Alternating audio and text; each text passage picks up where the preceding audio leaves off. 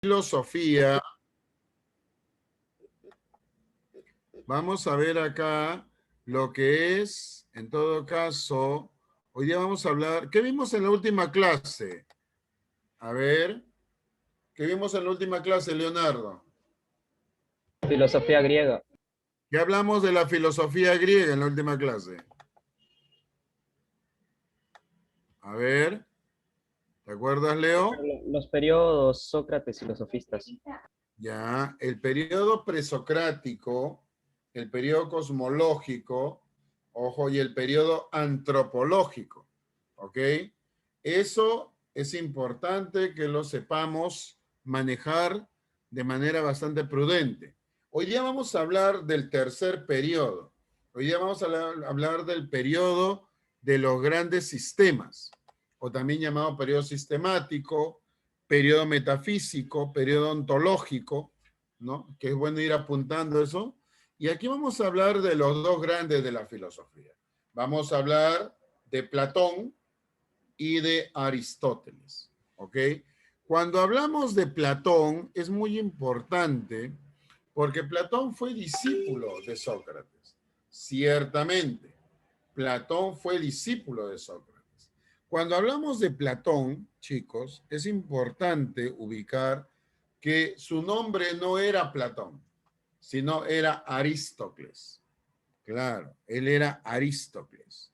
No, Platón es un nombre o es un apelativo que le pone de alguna manera a su maestro Sócrates. ¿Y qué significaba Platón? Platón significaba el de espaldas anchas o el de hombros redondos. ¿Por qué? Porque Platón se dedicaba mucho a lo que era el atletismo, ¿no? Es muy interesante. Platón, a diferencia de Sócrates, Platón era de una familia acomodada. Era descendiente del gran legislador ateniense Solón, ¿ok?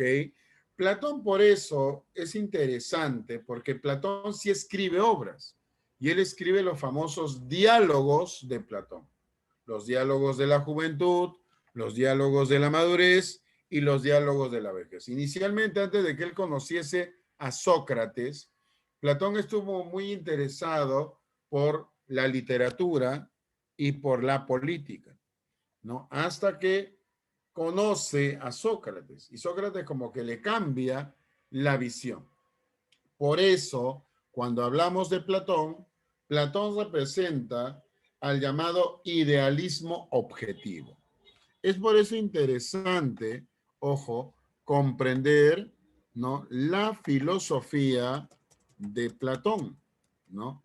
Entonces, cuando nosotros hablamos, por eso, de Platón, ¿no? Es interesante, ¿por qué? Porque Platón, él utiliza el mito como una forma para explicar justamente sus teorías, ¿no? Él nos habla de un mundo visible y de un mundo inteligible. El mundo de los sentidos, el mundo sensible y el mundo de las ideas.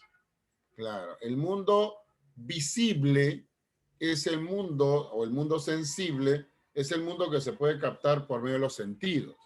Vista, oído, olfato, pero es un mundo aparente, la doxa. En cambio, el mundo inteligible o el mundo de las ideas, que está gobernado por un demiurgo. El demiurgo es el ordenador, la episteme. Y es ahí donde él utiliza justamente el llamado mito de la caverna. Miren qué interesante. Justamente es ahí cuando hablamos de Sócrates, de Platón. Platón justamente nos habla de esta dualidad, ¿no? Entonces, en ese sentido, Platón por eso tiene una visión muy particular, ¿no? Entonces, en ese punto, él dice que las ideas son esencias, aquello por lo que una cosa es lo que es. Las ideas son entidades que poseen una existencia real e independiente. Por eso, él decía que este mundo inteligible es único, es inmutable, es eterno. En cambio, el mundo visible es fugaz, está dominado por el cambio continuo. Las cosas carecen de consistencia. Es aquí por eso que ciertamente nos dice de que va a haber una relación entre las ideas y las cosas, entendiéndolas de esa manera, ¿no? Por eso, desde el punto de vista de las cosas, hay una participación, hay una imitación, y desde el punto de vista de las ideas, hay una presencia. Miren qué interesante.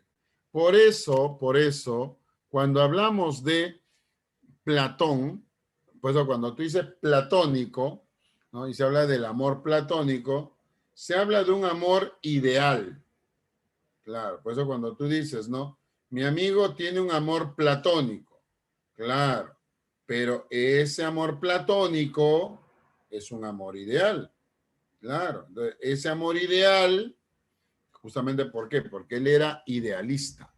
Platón era idealista. Claro, entonces él por eso, ojo, él dice, las ideas son el objeto del concepto, pero no son conceptos, ¿no? Por eso las ideas se encuentran como jerarquizadas, como tal. Entonces, eso es muy interesante, ¿no? Y habla de un demiurgo, habla de un ordenador en ese sentido. Entonces, profesor, ¿cómo es esto, profesor? Por eso es interesante ver acá, justamente en esa línea, ¿no? Entender un poco más sobre su teoría de las ideas y el llamado mito, ¿no? Mito de la caverna, ¿no? Para poderlo entender, justamente. Entonces, en ese punto, cuando nosotros hablamos de Platón, pues Platón nos da una visión diferente, ¿no? De alguna manera a Sócrates en ese sentido. Entonces, ¿cómo es esto, profesor? Vamos a ver acá justamente, ¿no? La figura de Platón para que pueda quedar bastante claro y bastante esquematizado, ¿no? Justamente la idea es poder entender a la figura de Platón. Entonces vamos a ver acá, estemos atentos para poder entender. Hola chicos, como hemos visto en el vídeo anterior, Platón distingue entre dos ámbitos de realidad, el mundo sensible y el mundo inteligible. En el mundo sensible se encuentran los objetos que podemos percibir por los sentidos, todo aquello que tiene extensión y cuerpo, lo que cambia en el tiempo, en definitiva, los objetos físicos. En el mundo inteligible encontramos las formas o ideas. Platón cree que las ideas son el modelo de las cosas sensibles y que éstas, por tanto, no son más que una copia de las ideas. ¿Y qué características tienen las ideas? Para empezar, no tienen ninguna propiedad física. Son inextensas e incorpóreas. Es decir, no ocupan espacio y no tienen cuerpo. También son eternas e invariables. Siempre han estado ahí, son perfectas y no cambian. Platón cree que las ideas existen de forma objetiva e independiente. Aunque no las pensemos ni sepamos de su existencia, están ahí.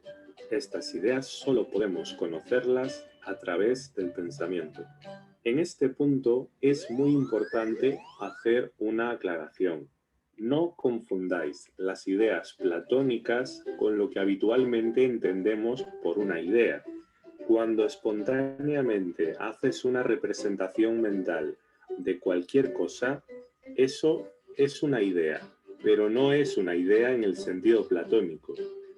Las ideas a las que se refiere Platón no necesitan ser pensadas para existir.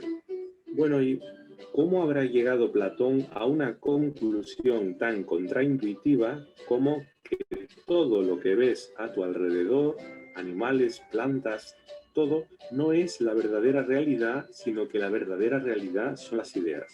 Vamos a intentar averiguarlo. Piensa en una línea recta. Ninguna línea que podamos trazar en el mundo sensible será perfecta. Ni siquiera es una línea, ya que esta es de 2 dimensiones. Ningún cuadrado que podamos trazar será un cuadrado perfecto. Sin embargo, estudiamos las propiedades de la línea y del cuadrado perfecto. Así que los objetos de las matemáticas sí que existen, pero no en el mundo físico. Además, para que las cosas puedan ser conocidas, necesitamos 2 características: estabilidad y unidad. ¿Qué quiere decir esto? Piensa en ti mismo. ¿Quién eres tú? ¿Eres la misma persona que hace 5 años? ¿Serás la misma persona dentro de 30? En esta franja de tiempo, tanto tu cuerpo como tus pensamientos habrán cambiado, pues ya sabes que en el mundo sensible todo está en constante cambio. Y no podemos conocer algo que está en constante cambio. Y más allá de eso, si quiero saber qué es una persona, no me puedo fijar en una persona particular, pues todas son diferentes. Tenemos diferentes sexos, razas, físicos, diferentes pensamientos, diferentes ilusiones, pero todos somos personas. Debajo de las diferencias particulares debería haber algo que nos una, que sea invariable y común. Ese algo son las ideas platónicas. Y además de estabilidad, el conocimiento necesita unidad. Platón pensaba que en el mundo sensible hay cosas más o menos bellas. Por ejemplo, este chico es una belleza cósmica, pero ojo, que este otro es más guapo todavía. Si hay cosas más y menos bellas, deberá haber una idea de belleza absoluta que sea la que nos permita medir la belleza de las cosas particulares. Como veis, Platón, en contra de la tesis sofista de que todo es relativo, defendía que existen los valores absolutos, mientras que los sofistas decían que el bien es relativo. Platón les para los pies y dice todo lo contrario. ¿Qué es lo que está bien? Pues una cosa está más o menos bien en función de lo que se asemeje a la idea absoluta de bien.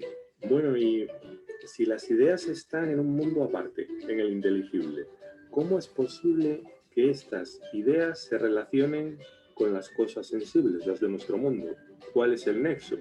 La relación entre las ideas y las cosas, Platón no la deja demasiado clara, ya que para explicar esta cuestión recurre a una figura mítica llamada Demiurgo. Decía que al principio existían 4 cosas. Por un lado, el espacio. Por otro, la materia sin forma, en estado caótico. En tercer lugar, encontramos las ideas, que como ya sabemos son perfectas. Y por último, el demiurgo. ¿Y quién es este tipo? Pues el demiurgo es un genio ordenador. Da igual cuán desordenada esté tu habitación. Si llega el demiurgo y hace un chasquido, lo deja todo reluciente. Vamos, que este tipo es el sueño de toda madre o persona amante del orden. El demiurgo veía a un lado la materia desordenada y caótica, al otro las ideas perfectas. ¿Qué hizo? Pues lo que muchos estudiantes, copiar. Se fijaba en las ideas perfectas, las intentaba imitar, pero ya se sabe que a veces, aunque uno tenga las ideas muy claras y perfectas, en el proceso de copiar puede que nuestra obra no quede exactamente como esperábamos. Esto mismo es lo que le sucedía al demiurgo. Las copias que hacía no eran perfectas, así que ya sabes, si tienes alguna tara, échale la culpa al demiurgo. Vamos a pasar ahora a la alegoría o mito de la caverna. En una caverna había un grupo de personas prisioneras de nacimiento. Estaban encadenadas de tal modo que solo podían mirar un muro frente a ellos. No sabían qué había a sus espaldas. Detrás de ellos había una hoguera, así que la única referencia que tenían del mundo exterior eran las sombras que se proyectaban. Estas sombras eran su realidad, su mundo. Ahora bien, ¿Qué sucedería si se liberara a un prisionero? En primer lugar, se daría la vuelta y vería que detrás de él había una hoguera. Después vería la salida de la caverna e indirectamente la luz del sol. Y al salir podría ver el sol directamente. Al principio se sentiría desorientado, al conocer que lo que él creía que era el mundo verdadero no eran más que sombras. Como veis, hay una simbología muy clara entre los elementos de la caverna y los distintos niveles de conocimiento que vimos en la línea dividida en el vídeo anterior. Las imágenes del fondo de la caverna se refieren al primer tipo de conocimiento, la imaginación, el conocimiento al que accede el prisionero recién liberado antes de salir de la caverna es la creencia. Cuando sale de la caverna pasa del mundo sensible al inteligible, alcanzando el conocimiento racional y por último el conocimiento dialéctico o filosófico coronado por la idea de bien de la que depende todo el conocimiento.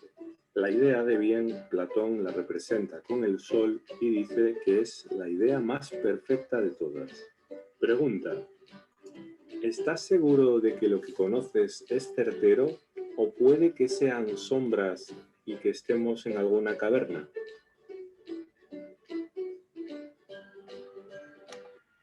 Es interesante ver el pensamiento, ¿no?, de Platón. Por eso Platón, él ubica, ¿no?, dos realidades, ¿no? La realidad sensible, el mundo sensible, y el mundo inteligible, ¿no? Entonces, cuando nosotros hablamos de esta realidad, él le da mayor prevalencia ¿a quién? A las ideas. Y si habláramos de un filósofo presocrático que le daba valor a las ideas, Leonardo, ¿quién sería? ¿Quién le daba valor a las ideas o al ser visto como algo ideal? A ver, Leo, Andy, Junior, Amarilis. ¿Quién? ¿No hay? Eso yo les he enseñado, ¿ah? ¿Estás ahí, Leonardo? Nicole, Oliver. ¿Quién sería? Claro, ahí hay que tener cuidado, mis muchachos.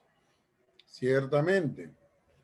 Es, claro, o sea, ahí vemos la influencia de Parménides.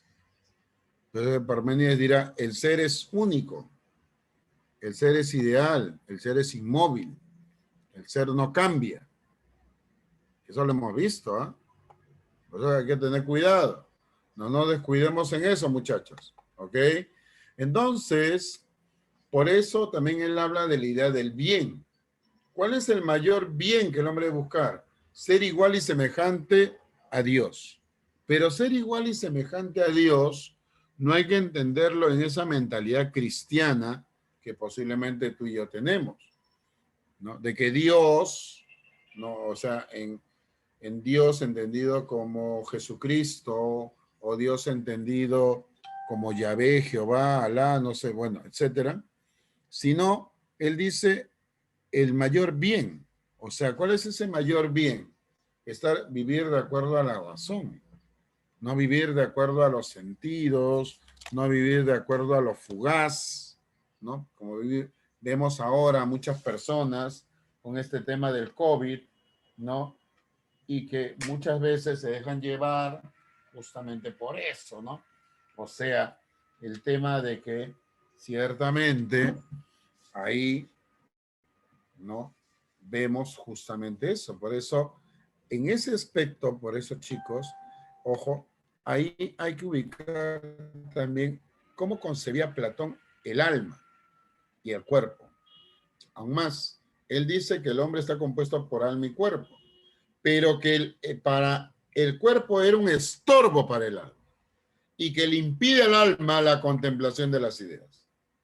Claro, él utiliza el mito del cabo alado para hablarnos sobre esto.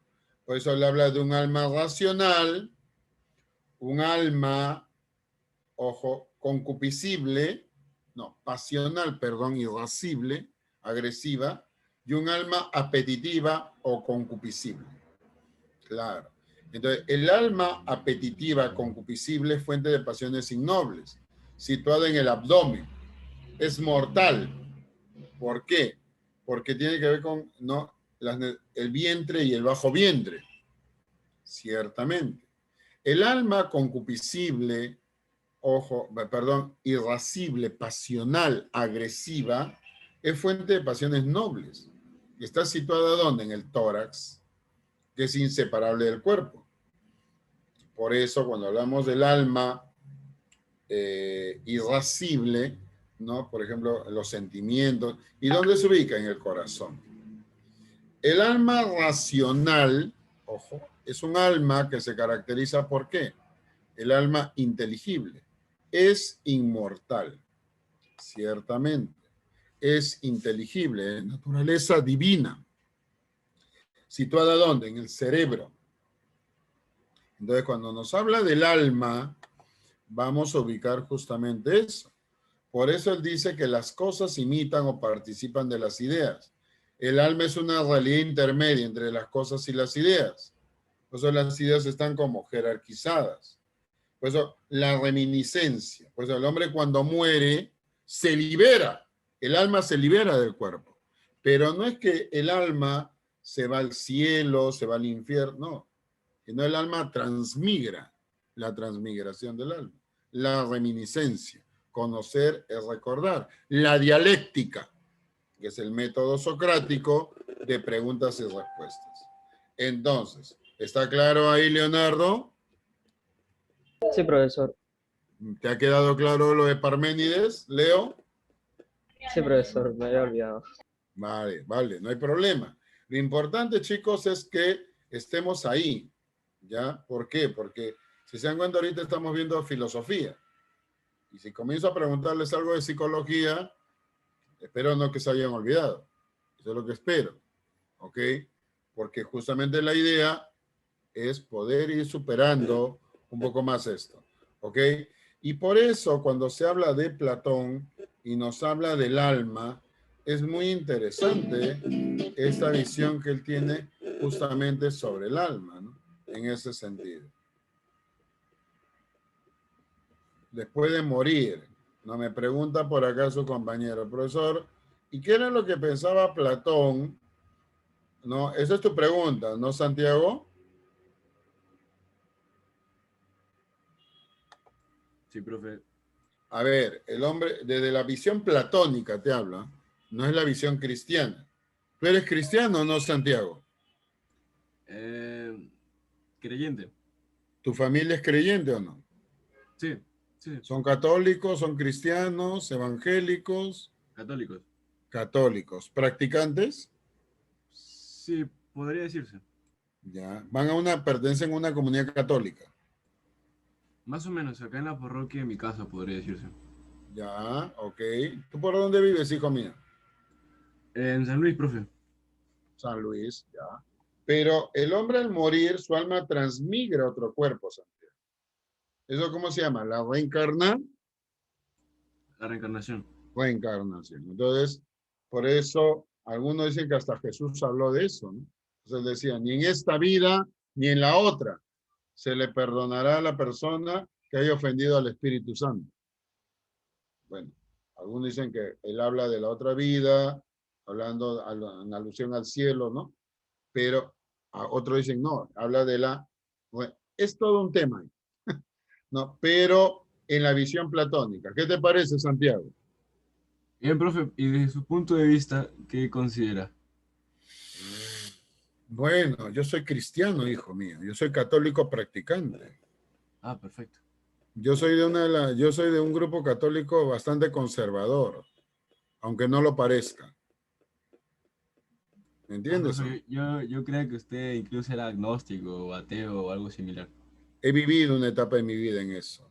¿Me entiendes? ¿O no? Pero soy cristiano, soy católico.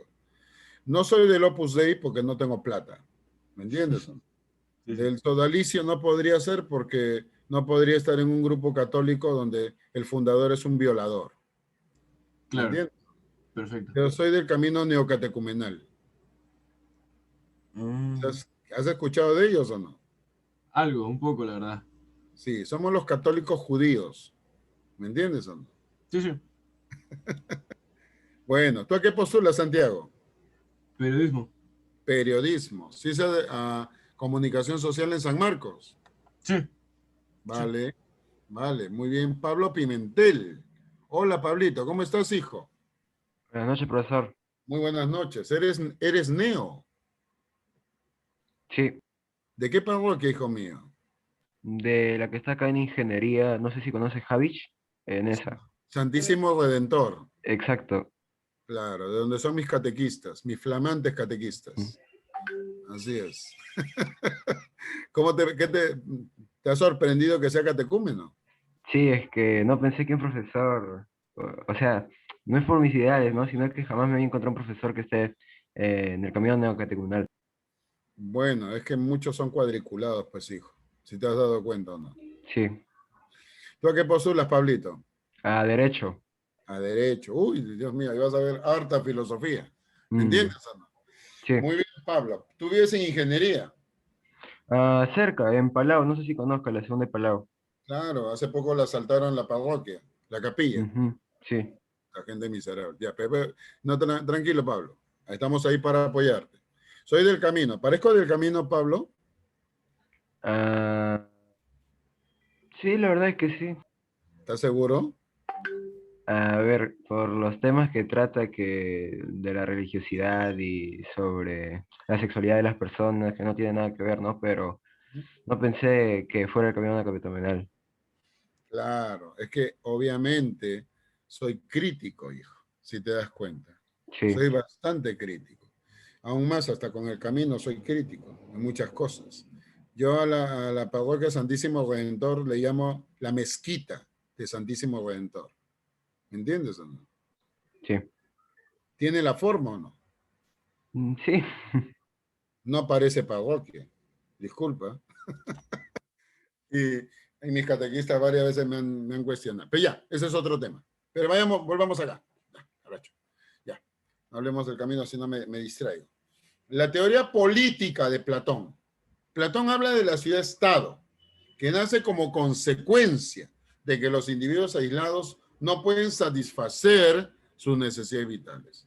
La ciudad ha de ser justa, es lo que plantea. Debe estar en armonía. Debe ser gobernada, ojo, por una aristocracia de la virtud y el saber. Por eso, la ciudad ideal, entendida desde ese punto de vista, ciertamente, ojo, era aquella en la que justamente la educación es lo más importante, la eugenesia, la abolición de la familia y de la propiedad privada, ¿no? Es lo que nos plantea de alguna manera. Pero, vamos a ver ahí justamente en esa línea, ¿no? Es interesante por eso entender ahí, ¿no? Que justamente la igualdad de la mujer. Gran diferencia con Aristóteles. Aristóteles considera que la mujer es una copia imperfecta del hombre. O sea, la mujer no, no es igual que el hombre. Entonces vemos ahí, por ejemplo, por eso Platón también elabora una teoría de la evolución de las formas políticas, desde la aristocracia hasta la tiranía. Y para esto también, justamente, nos hablará de las partes del alma, el alma racional, el alma irascible y el alma apetitiva, que tiene que ver con las clases sociales. Él decía que la base del Estado, ¿cuál era? La economía. Claro, los artesanos y labradores. Ahí hay un alma apetitiva. En cambio, los guardianes, los guerreros, tienen un alma irascible, pasional. Los gobernantes y filósofos, un alma racional. Claro, por eso el gobernante tenía que ser, el rey tenía que ser filósofo, Entonces, ¿cómo es eso, profesor? Vamos a ver acá. Estemos atentos, por favor. Veamos acá.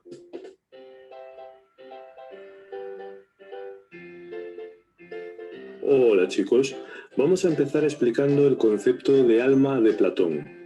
Según Platón, en ti hay un alma, algo inmaterial, y tiene más importancia que tu propio cuerpo, pues tu cuerpo eventualmente dejará de existir, pero tu alma permanecerá, pues es eterna, no ha nacido, no morirá.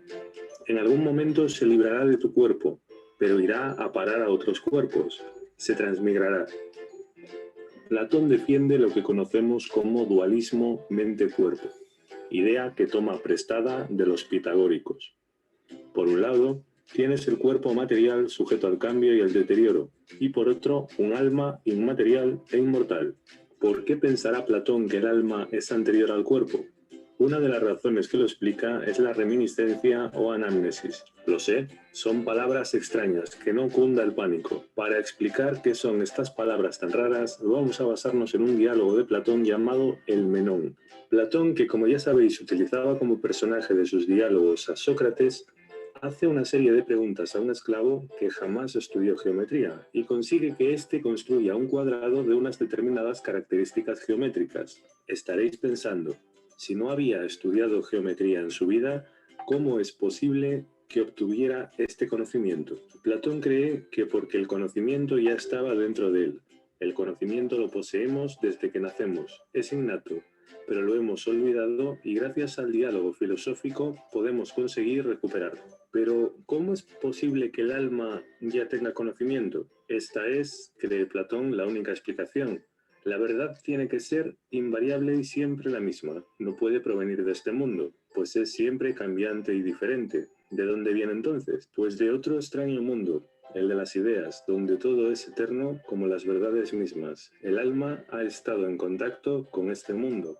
De ahí que tengamos conocimiento aunque no lo recordemos y que conocer, por tanto, sea reconocer. ¿Cómo es el alma a la que se refiere Platón?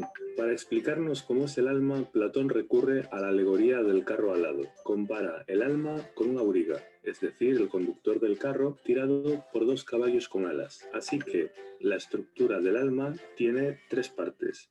Por un lado, el conductor, y por otro, los dos caballos. El conductor representa a la razón, la parte que debe guiar hacia la verdad. Uno de los caballos es noble, fiel y valeroso, pero necesita de la razón, pues sin ella no sabría a dónde dirigirse. Este caballo simboliza la parte irascible, aquella que tiene voluntad y carácter. En cuanto al otro caballo, menudo peligro tiene el otro caballo. Resulta que le encanta el vicio y los placeres de la carne. A la mínima que te descuides, le silba a las otras yeguas y suelta piropos sequinos. Este último simboliza la parte concupiscible. Para que el alma esté sana y equilibrada, el carro debe de ser conducido por la razón. Entender la estructura tripartita del alma es indispensable para explicar la ética platónica, ya que la ética, para Platón, es precisamente la armonía o justicia en el alma. Para Platón, vivir una vida buena significa que cada parte del alma, la concupiscible, la irascible y la racional, actúen mediante su virtud. La parte concupiscible, aquella que tiene predilección por los placeres inmediatos y los placeres sexuales, solo actúa virtuosamente cuando se muestra moderada. Su virtud será la templanza. La virtud de la parte irascible o volitiva es la fortaleza. Esta se debe someter a la razón, pues no basta la fuerza para movernos. También necesitamos saber a dónde queremos llegar. Por tanto, la parte irascible debe permitir que sea la parte racional quien dirija a los conocimientos, moderando los deseos de la parte concupiscible. Y la virtud de la parte racional es lo contrario de la desmesura, la prudencia o sensatez. Resumiendo, los apetitos deben subordinarse a la voluntad para que los placeres sean moderados y dignos. Y la voluntad debe subordinarse a la razón para que sepamos que es verdaderamente digno. Al logro de esta armonía lo denomina Platón justicia. Como veis, Platón cree que para ser justos necesitamos la razón. ¿Cómo voy a actuar bondadosa o justamente si no sé, con razones, qué es lo justo o qué es lo bueno. Este intelectualismo es muy parecido al que encontramos en Sócrates. Como vemos, la ética en Platón describe el modo en que han de organizarse las distintas partes del alma para lograr la armonía o justicia en el ser humano. Haciendo un paralelismo, la filosofía platónica tiene por objeto establecer el modo en que han de organizarse las distintas partes de la sociedad para el logro de la armonía o justicia social. Platón cree que todos los seres humanos tenemos las tres partes del alma de las que hablamos antes. En función de nuestras tendencias anímicas, unos tendremos más desarrollada una parte que otra. Por ejemplo, en esta chica la parte del alma que predomina es la racional. Este chico de aquí se caracteriza por tener gran valor y fuerza. La parte que más predomina es la irascible. Este último es un poco vicioso. Claramente encaja en el grupo de los concupiscibles. Platón piensa que debemos ser organizados según nuestras características. Las personas más dadas a los placeres inmediatos serán los productores o trabajadores de un estado. Estas personas solo lograrán una relativa armonía si logran moderar sus desbocados deseos. La virtud para este tipo de hombre o mujer es la moderación o templanza. En segundo lugar están las personas que aman el bien y el honor. Presentan un fuerte carácter y fuerza de voluntad, a la vez que un alto sentido del deber y del honor. Son valerosos y sacrificados. Son capaces de subordinar sus impulsos sexuales y emocionales a los fines que se propongan. Su mayor virtud es el valor. Ahora bien, no pueden aspirar a hacer algo justo sin saber qué es la justicia. Así que se tienen que subordinar al último grupo, los sabios. Estos son los hombres y mujeres superiores que Platón identifica con los filósofos. Por encima de todo, aman la sabiduría y son regidos, por tanto, por la parte racional del alma. Solo el sabio puede liberarse de sus deseos materiales, tal como el alma se puede librar del cuerpo y entregarse a la pura contemplación de lo eterno. Las ideas, ética y política son indisociables en Platón. Un ciudadano solo puede hacerse virtuoso en relación a otros, que le proporcionan lo necesario y le educan, en el marco de una sociedad que sea igualmente virtuosa. Al igual que en el alma humana pueden distinguirse tres partes o funciones, en la sociedad humana, que es análoga a aquella, también pueden distinguirse tres partes o clases. Platón no creía que todos los seres humanos seamos iguales. Acaba de encontrar la forma de justificarlo. En función de nuestras tendencias anímicas debemos clasificarnos en productores, guardianes o gobernantes. Los productores serán los agricultores, artesanos, comerciantes, que equivalen a la parte pasional o apetitiva del alma. La segunda clasificación es la de los guardianes o gobernantes auxiliares, que equivalen a la parte irascible o volitiva del alma. Su objetivo es hacer que se cumplan las órdenes de los gobernantes y proteger a la sociedad. Su virtud es el valor y la honradez. Su defecto, la ambición y la corrupción. La tercera clase es la de los gobernantes. Su objetivo debería ser guiar a la sociedad de manera justa y en vistas al bien común. Su virtud es la sabiduría. Su defecto, la ignorancia de lo que es verdaderamente bueno y justo.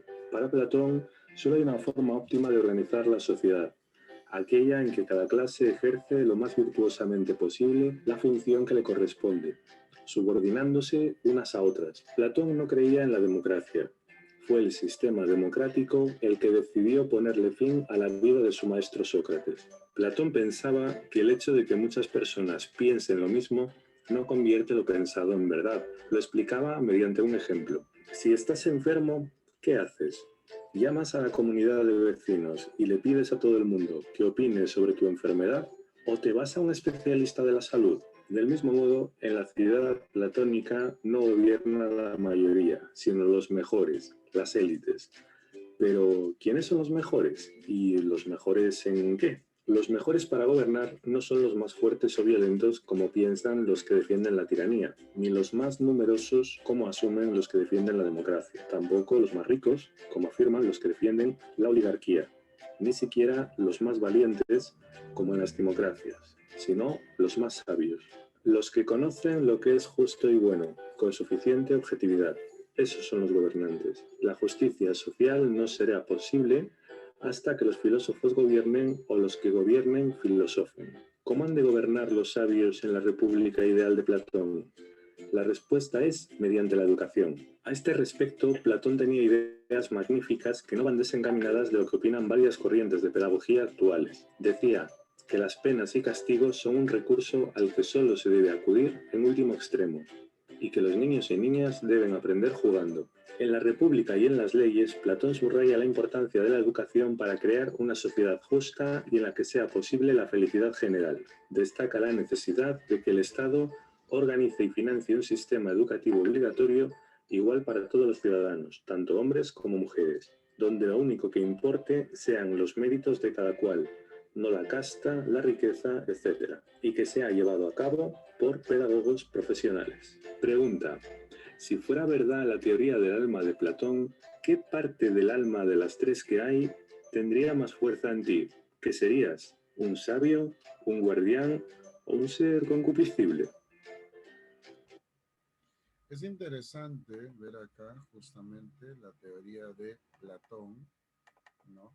Porque ciertamente Platón nos presenta, ¿no?, esta realidad. Por eso el filósofo tenía que ser rey, desde la óptica de Platón. Pero para ser el rey filósofo, tenía que conocer, saber. Por eso, actuar bajo la prudencia, el guardián, la fortaleza, el artesano y labrador, la templanza. Entonces, vemos acá justamente, en ese punto, es interesante la teoría de Platón. Platón escribió una serie de obras, el Fedón, el Fedro, el Teeteto, el Parménides, una serie de obras, la República, las leyes. Pero acá tenemos otro grande, el gran Aristóteles.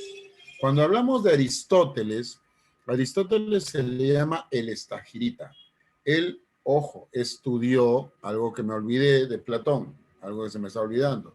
Platón, después de la muerte de Sócrates, tiene que salir de Atenas, huir, y en esos viajes que él hace, estructura toda su teoría sobre el alma, teoría del conocimiento, su teoría del bien, su teoría del Estado.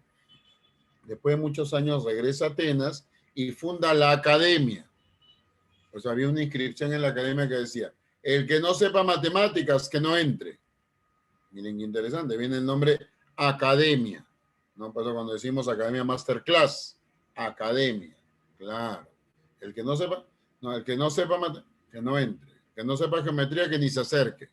Claro. Él le da mucho valor a esto. ¿Quién se forma en la academia? Aristóteles. Él estuvo cerca de 20 años en la academia. Aristóteles, llamado el estagirita, porque él no era ateniense como Platón y Sócrates. Él era de Estagira. Él era macedónico. Muy interesante. Aristóteles, ojo, él también escribió obras. Ahí tenemos el Organón, ahí tenemos Metafísica, Ética a Nicómaco, Política, Retórica, obras escritas por él. Cuando hablamos de Aristóteles, disculpen, él tiene una visión muy diferente. Aristóteles fue maestro del gran Alejandro Magno.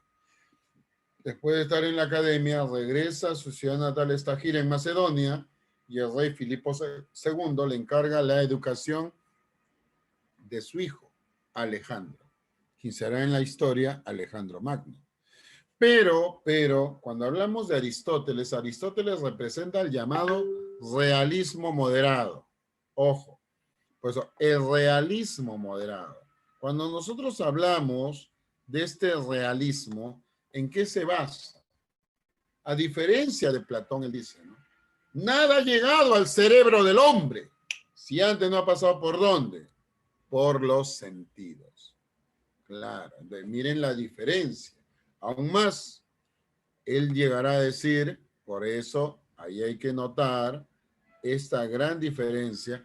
Aristóteles, por eso, en el mundo griego, por eso hay que hacer notar esto.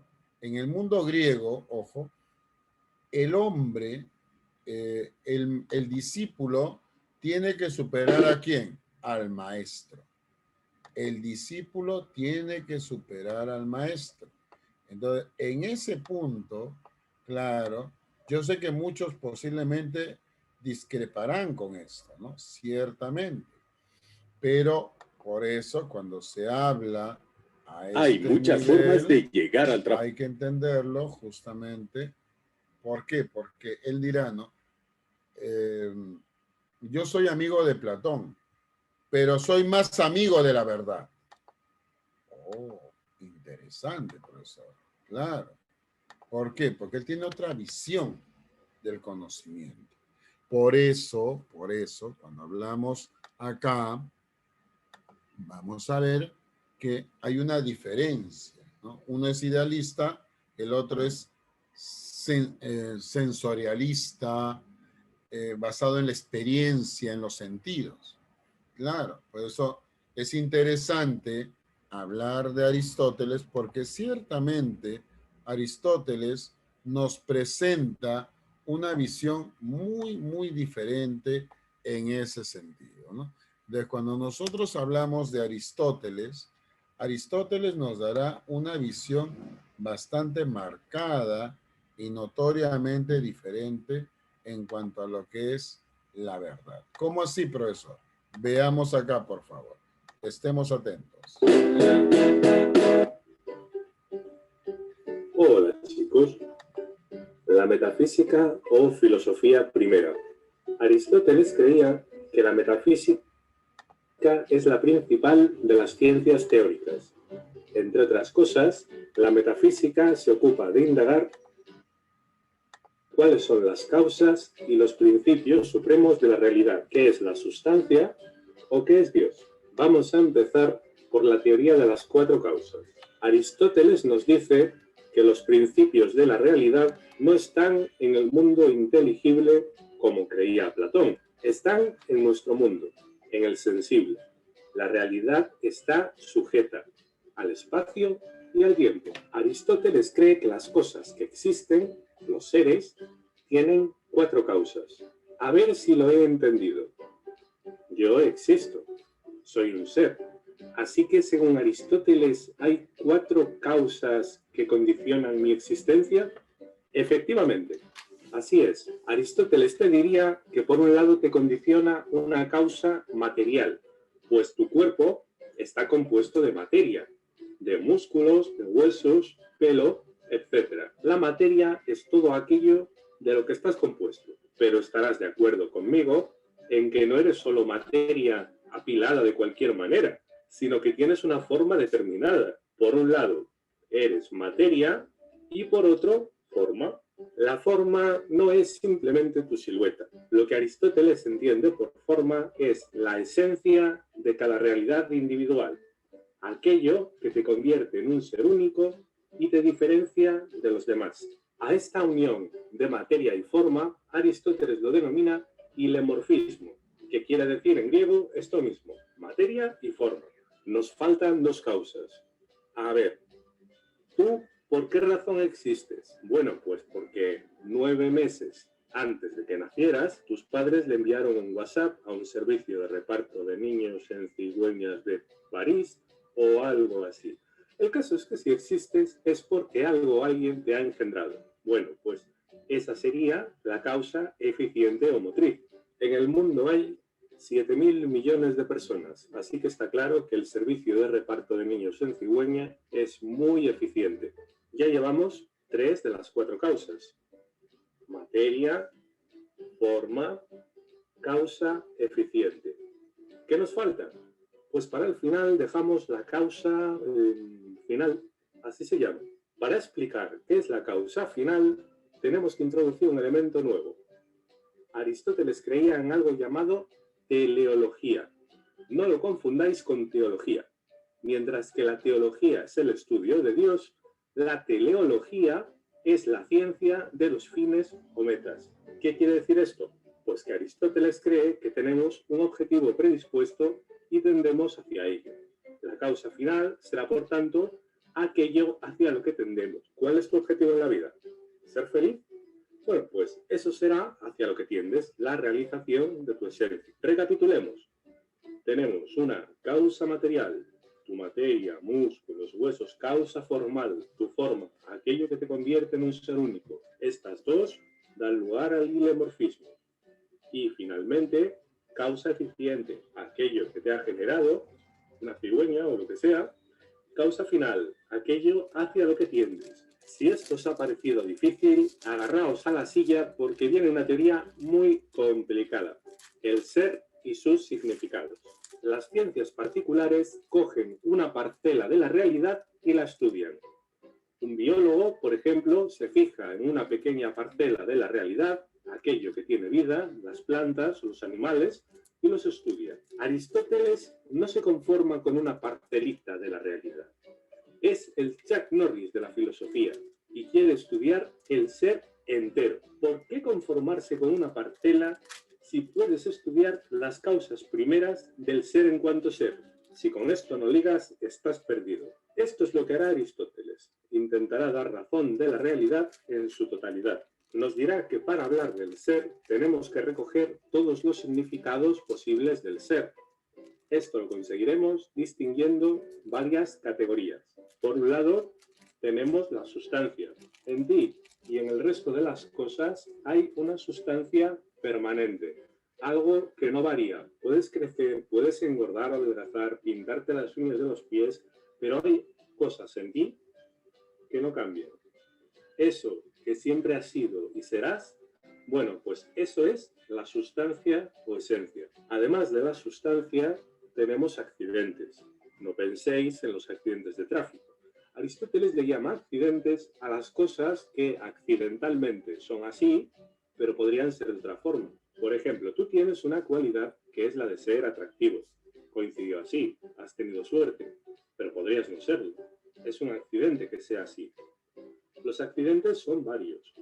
Lo que pesas, lo que mides, la edad, las cosas que tienes, todo esto es a lo que Aristóteles denomina accidentes. Cosas que son así, pero podrían ser de otro modo. El listado de accidentes es el siguiente.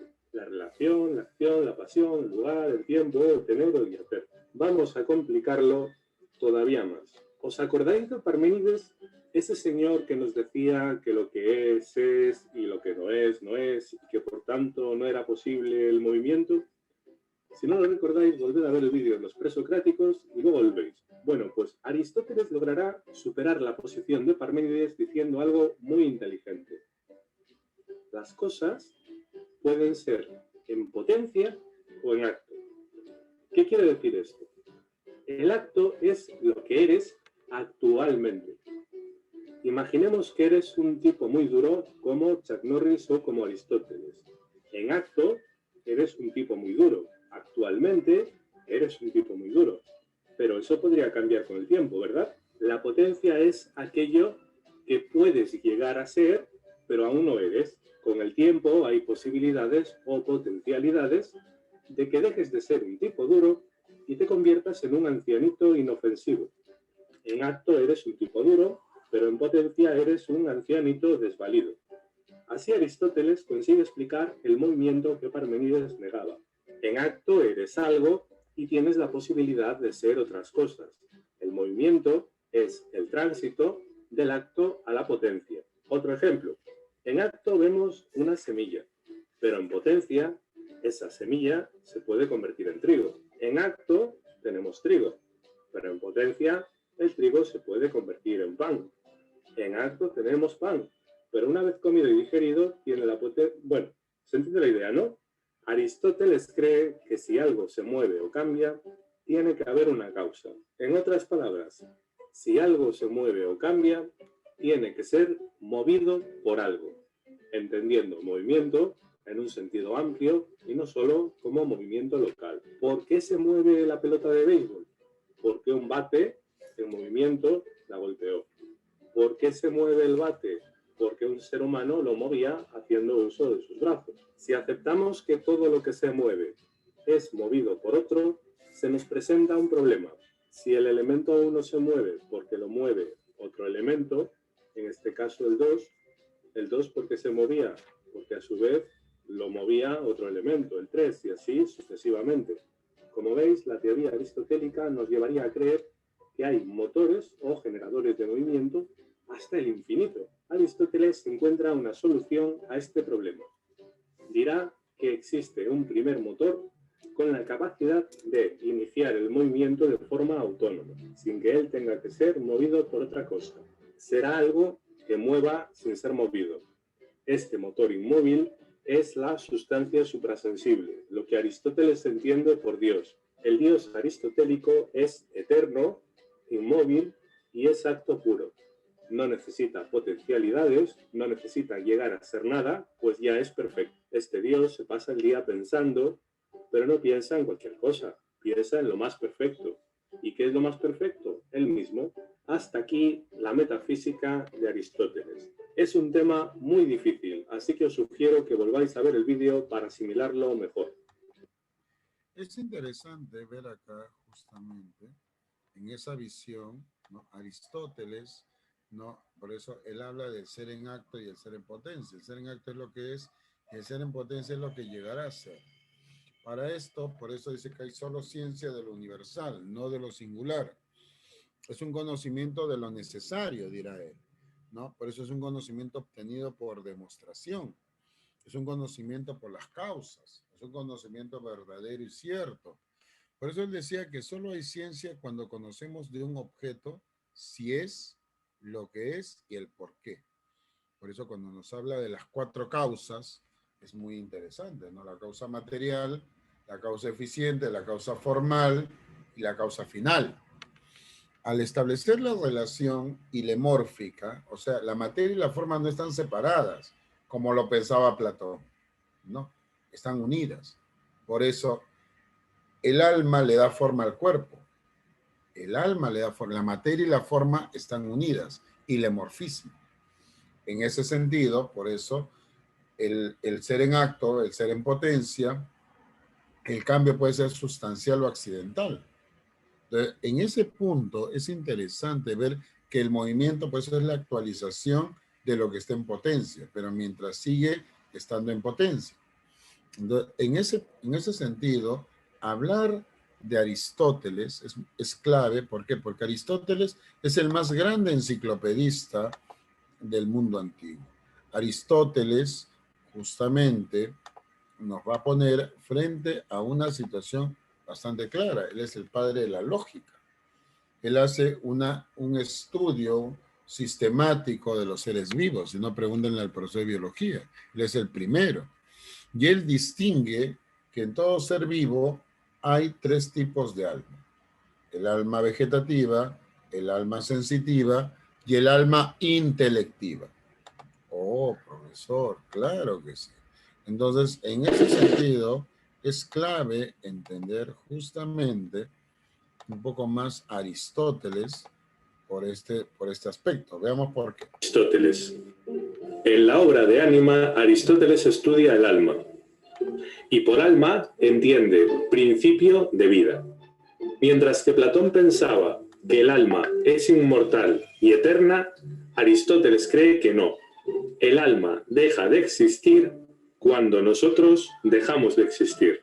Además de un gran filósofo, Aristóteles fue un gran científico. Estudió a los diferentes seres vivos y fue capaz de ver en ellos una continuidad. Es decir, según Aristóteles, hay algo en común entre las plantas, los animales y los seres humanos.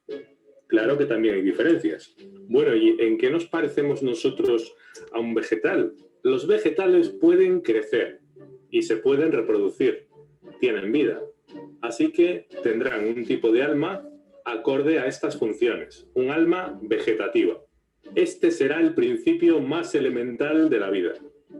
El alma vegetativa regula las actividades biológicas, causa el crecimiento y preside la reproducción, que es el fin de toda forma de vida finita en el tiempo. Vamos, que los vegetales tienden a reproducirse para perpetuarse en el tiempo, de lo contrario se extinguirían. ¿Y qué hay de los animales? ¿Pueden crecer y se pueden reproducir? Sí, así que también tendrán alma vegetativa, pero pueden hacer más cosas. Los animales pueden percibir sensaciones.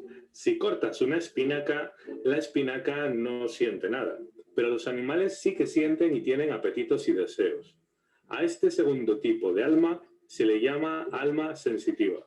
La primera función del alma sensitiva es la sensación. En efecto, los animales tienen sentidos que les permiten captar e interpretar la realidad.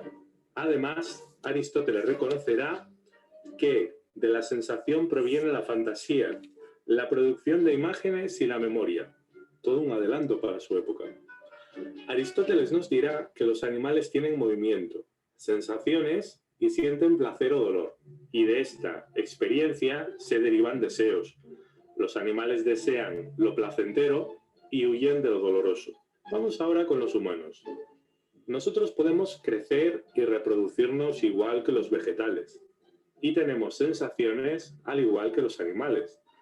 Pero además nosotros tenemos facultades cognitivas o racionales. La mayoría de nosotros podemos pensar, hacer juicios y usamos el intelecto. Así que los seres humanos, además de tener alma vegetativa y alma sensitiva, tenemos alma racional o intelectiva. El alma a la que se refiere Aristóteles no es inmortal. Distingue entre un intelecto agente que todo lo conoce y un intelecto paciente. El conocimiento comienza a través de la experiencia. Cuando veo un objeto, el intelecto agente proyecta sobre el intelecto paciente el universal de aquello que estoy conociendo. Vamos, que por ejemplo, si veo una silla, el intelecto agente proyecta sobre el intelecto paciente que eso que estoy viendo es una silla, es un universal. Vamos a pasar ahora a hablar de los razonamientos correctos, de la lógica. Para ello vamos a hacer una historia hacia atrás. Ahora mismo, si estás viendo este vídeo, es porque tienes delante de ti un ordenador, una tablet o un teléfono inteligente. ¿Con qué funcionan estos dispositivos informáticos? Funcionan gracias a la aritmética computacional. ¿Y en qué se basa la aritmética computacional? Fundamentalmente en el álgebra de Boole. Y este usó como base el trabajo de otros lógicos. Pero esto de la lógica, entonces, ¿con quién comenzó? El primer ser humano que sistematizó la lógica fue Aristóteles. Vamos, que en cierto sentido se podría decir que la historia de tu smartphone comienza con el silogismo aristotélico. La lógica, en el sentido más clásico, es la forma que debe tener cualquier tipo de razonamiento que pretenda demostrar algo. Por tanto, la lógica muestra cómo procede el pensamiento cuando piensa, cuál es la estructura del razonamiento correcto. En los escritos del Organon, Aristóteles nos explica la doctrina del silogismo. Cuando afirmamos algo, cuando juzgamos o formulamos proposiciones, esto no es un razonamiento. Razonamos cuando pasamos de juicios o de proposiciones a otras proposiciones, entre las que se dan determinados nexos, y unas, en cierto sentido, son causas de las otras, siendo las primeras antecedentes y las otras consecuentes. No hay razonamiento si no existe este nexo. En general, en un raciocinio perfecto intervienen las premisas y la conclusión, que se deriva de las premisas. El ejemplo más clásico de silogismo es el siguiente. Si todos los hombres son mortales y Sócrates es un hombre, entonces Sócrates es mortal. Otro de los elementos que destacó de la investigación aristotélica sobre el arte de razonar correctamente es el principio de no contradicción. Aristóteles afirma que nada puede ser y no ser en un aspecto al mismo tiempo. Tú no puedes ser fuerte y débil al mismo tiempo, si nos referimos al mismo tipo de fortaleza o debilidad. Puede ser una cosa primero y otra después, pero no al mismo tiempo. Pregunta.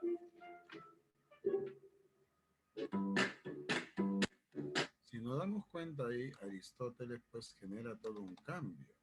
¿No? Por eso cuando se habla de lógica, el padre de la lógica, ¿quién es? Es Aristóteles, ciertamente. Ahora, cuando nosotros hablamos de la ética de Aristóteles, él nos presenta la ética eudemonista. ¿Cuál es el mayor bien que el hombre buscar? La felicidad. ¿Pero qué es la felicidad? La felicidad es una actividad del alma conforme a la virtud perfecta. Por lo tanto, es el justo medio. Por lo tanto, cuando tú dices felicidad, no puedes entenderlo como que no vas a tener problemas. No voy a ser feliz el día que ingrese a San Marcos o a una universidad nacional. Excelente, pero cuidado, el justo medio. O sea, ingresarás a la universidad y tendrás ahora que lidiar, estando ya dentro de la universidad, hasta llegar a tu meta, que es tener el título. Y una vez que tengas el título, te darás cuenta, cuando llegues a ese momento, y la maestría, la segunda especialidad, o sea, otra carrera, ahí está. La política de Aristóteles, el Estado es por naturaleza y no es fruto de ningún pacto o convención. Por eso, el ser humano es esencialmente un animal político o cívico. El hombre es un animal racional y es un animal político. El Estado está por encima de los individuos. Solo él puede basarse a sí mismo, pero no es un fin en sí mismo. Por eso, él habla de éticas aceptables, éticas inaceptables. ¿Cuáles son las éticas aceptables? La monarquía, la aristocracia y la democracia. Las inaceptables, la tiranía, la oligarquía y la demagogia. Si hablamos de tiranía, Leonardo, ¿cuál sería un ejemplo de tiranía en nuestro continente? Podría ser Leo, Venezuela. ¿cuál sería? Tiranía, actualmente, Un ejemplo sería de lo que está pasando en Venezuela. en Venezuela, ¿no es así? Ahí está. Pero por eso, ¿no? Tirano, ¿no? Tiránico, ¿no?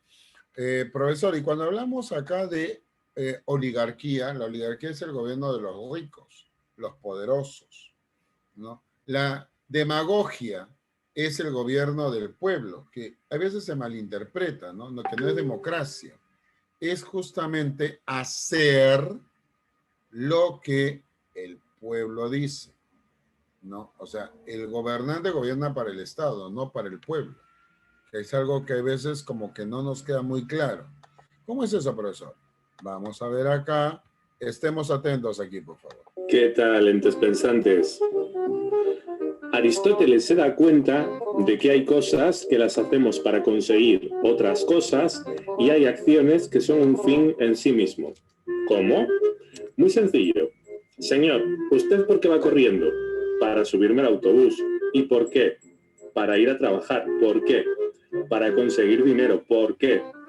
Para conseguir otras cosas que son importantes para mi bienestar y felicidad. ¿Y por qué quiere usted ser feliz? Porque sí. No hay ninguna razón ulterior. Quiero ser feliz porque sí. Este es un fin en sí mismo. Gracias a Aristóteles y a este señor que acaba de perder el autobús, hemos descubierto que las acciones humanas son medios para conseguir otras cosas en relación a un fin último que es el bien supremo o la felicidad. La ética de Aristóteles es teleológica, es decir, que tiende a un fin. ¿Y cuál es ese fin? Pues esto mismo, la felicidad. Aristóteles cree algo muy básico, y es que una acción es correcta si te hace feliz. Ahora bien, muchas personas confunden la felicidad con la riqueza o el éxito, pero Aristóteles nos demostrará que estas personas están equivocadas. Las personas que están todo el día buscando placeres inmediatos se acaban convirtiendo en una especie de esclavos. Imaginaos cómo sería estar todo el día buscando placeres inmediatos, ahí tumbados en la playa, tomando batidos de coco y teniendo placeres sexuales a todas horas. ¡Ah, qué horror!, ¿verdad? Bueno, a mí no me miréis. Aristóteles creía que era de esclavos. Otras personas creen que la felicidad es el honor. Aristóteles no está de acuerdo. Para empezar, el honor no es algo que tengas en ti mismo, sino que es algo que los demás te confieren. Así que tampoco puede ser la felicidad. ¿Y la riqueza? Una vida dedicada a amasar riqueza es la más absurda e inauténtica. ¿A ti de qué te vale estar en una habitación encerrado con mucha riqueza si no puedes hacer nada con ella? La riqueza en sí misma no tiene ningún valor. No es más que un medio para conseguir otras cosas. Así que tampoco puede ser el bien supremo. Bueno, y si no es el placer, ni el honor, ni las riquezas, ¿qué puede ser? Pues aquello que solo los seres humanos sabemos hacer, la actividad intelectual, razonar. Aquí es donde deberemos buscar la felicidad. Si recordáis, Sócrates defendía el intelectualismo moral, identificaba la virtud con el conocimiento. Aristóteles no estará de acuerdo. No basta con conocer qué es el bien. Si queremos ser justos y buenos, tendremos que practicar la bondad y la justicia creando un hábito. Las virtudes éticas y dianoéticas. Si hay exceso o defecto, no hay virtud. La virtud requiere la justa proporción, que es la vía intermedia entre dos excesos. Por ejemplo, ¿cuál es la virtud del valor? Un exceso sería ser muy cobarde. Imagínate que estás jugando al Call of Duty y tienes tanto miedo que te quedas escondido en una esquinita, no haces nada. Eso es un exceso de cobardía. El otro exceso sería ir corriendo a lo loco en medio de todo el mundo sin ningún tipo de estrategia. Eso sería una temeridad. Pues la virtud del valor será el justo medio entre los excesos de la temeridad y la cobardía. De entre todas las virtudes, la más importante es la de la justicia. La justicia genera armonía entre las diversas funciones del ser humano y su relación con los demás, que implica dos cosas: obedecer las leyes y la equidad hacia los demás. Es decir, que tenemos que repartir los bienes, los beneficios y las ventajas. Por encima de las virtudes éticas hay otro tipo de virtudes que Aristóteles denomina dianoéticas. Dianoético quiere decir virtud de la razón.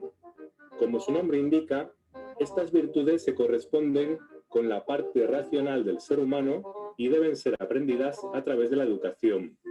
Hay 4: la ciencia, el arte y las más importantes, la sabiduría y la prudencia. La prudencia consiste en saber deliberar en torno a lo que es bueno para nosotros. Y la sabiduría es una virtud más elevada que la prudencia, pues se ocupa de lo que está por encima del ser humano, de las cosas más divinas. Aristóteles era un autor muy práctico. Decía que aunque los bienes externos como las riquezas no sean la felicidad, sí son importantes en cierta medida, pues carecer de ellos podría comprometer nuestro bienestar. Vamos, que si estás muriéndote de hambre o de frío o no tienes amigos, difícilmente puedes alcanzar la felicidad. Al final de la Ética Nicómaco, Aristóteles nos da una definición de felicidad. Dirá que la felicidad consiste en unir sabiamente la virtud, la contemplación y los bienes exteriores. Es interesante justamente ver esta posición que tiene Aristóteles, ojo, cuando se habla de la política también, y por eso ahí les estoy dejando una webgrafía para que la puedan revisar, ¿ok? Y bueno, pues chicos, vamos a ver ahora las preguntas que están ahí en el material, ¿ok? O sea, es importante, profesor, claro, por eso es que cuando se habla de este periodo, ¿no?, de los grandes sistemas, es crucial poder entender esto de acá. ¿Cómo así? Veamos la primera. A ver, y el resto lo dejo para que ustedes lo vean. Según Platón, el mundo sensible, ¿qué es? ¿Cuál sería ahí la clave? ¿Y el mundo de las ideas qué es? ¿Cuál sería la 1? ¿Hay o no hay clave? Leonardo, Santiago, Pablo, Amarilis. ¿Cuál sería la primera? Nelly, Nicole, Oliver, Daniela, Ana Pía. ¿Cuál sería la primera, chicos? ¿Hay o no hay? El mundo La E. sensible, ¿cuál sería? ¿Cognoscible? ¿La E? ¿Sí? ¿Será esta? Sí. No, él no habla de cognoscible, Leo. Cuidado. El mundo sensible, Platón dice ¿qué cosa? Es falso. En cambio, el mundo inteligible o el mundo de las ideas, ¿qué es? ¿Verdad? Verdadero. ¿Cuál sería la clave ahí? La C, casita. ¿Ven? Ahí hay que tener cuidado, mis muchachos. La 2. ¿Cuál sería la 2? Ana Pía, Santiago, Pablo, Amarilis. Para Platón, ¿las ideas qué son? ¿Qué son las ideas?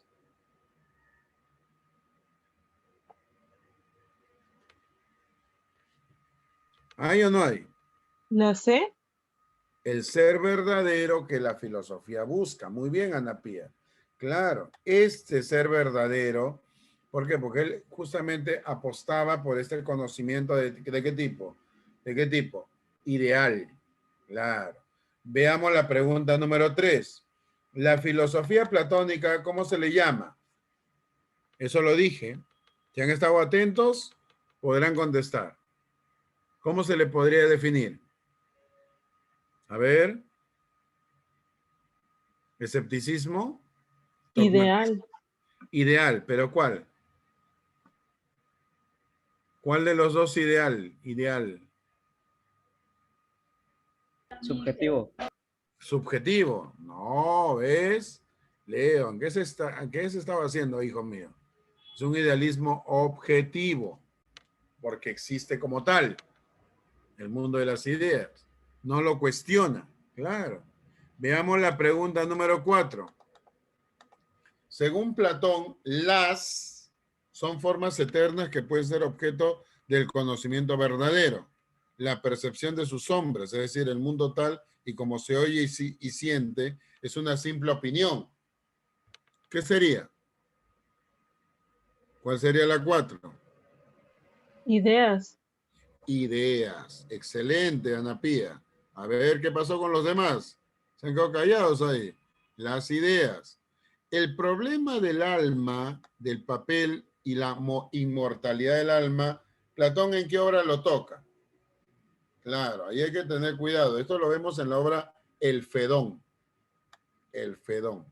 Ya, por si acaso. Ya. A ver, veamos la pregunta número 6. A ver, profesor. Acto y potencia explican, según Aristóteles, ¿qué cosa? ¿Qué sería? La creación, la apariencia,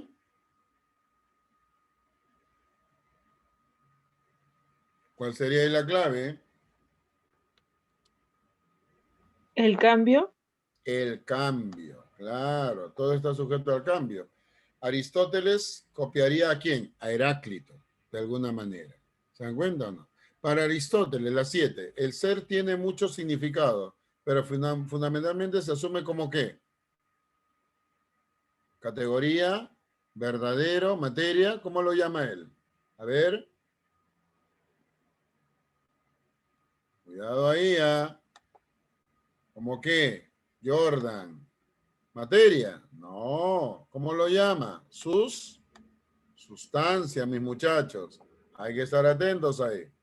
Muy bien, chicos. A ver, revisen las demás preguntas, por favor, y estemos ahí, atentos, como tiene que ser.